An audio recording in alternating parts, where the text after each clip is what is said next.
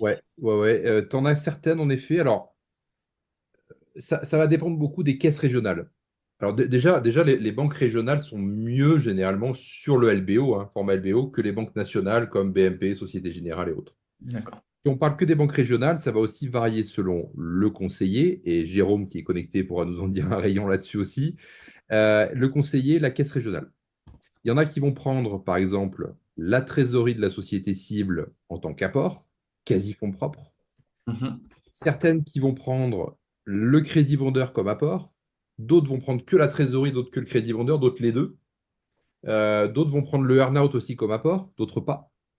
Et d'autres vont te dire clairement, c'est apport cash perso, plus caution personnelle, sinon on ne fait pas le deal. Voilà. Ok. Jérôme, peut-être que tu veux parler de la différence que tu as eue avec la BNP sur plusieurs interlocuteurs, peut-être pour illustrer mes propos. Ouais, ouais, bon, après, c'est beaucoup d'humains comme pour tout.